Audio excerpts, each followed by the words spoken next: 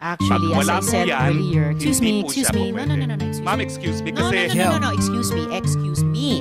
Attorney Roque. I'm sorry, madam, but I am Yo, may balita sa kanto, may usap-usapan. Hinahanap daw si Rock, nasaan ka naman? Di ka na mahanap sa Pinas. Teka lang, nasa beach ka ba? Ulit sa ibang bansa. Harry, asan ka na pare? Naghahanap ang bayan, ba't ka nagtatago dyan sa malayo?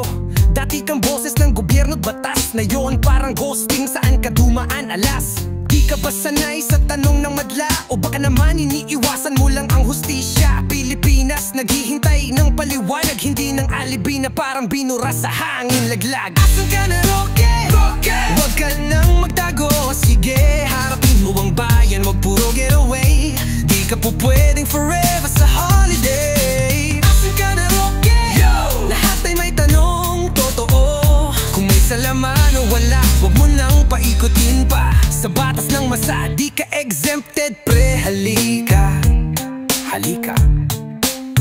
Dati kang nasa mic, palaging may script. Ngayon parang wala kang signal, na wala sa grid. Ang dami mong sinabi noon, di malilimutan. Na yun ang tanong, may tapang bang harapin ang katotohanan? Yung taong may prinsipyo, di bigla na lang naglalaho. Kung malinis ka, edi harapin mo. Walang forever sa shadow ng pribilehiyo. Lahat tayo pantay sa mata ng Pilipino. Asan ka na, Roque?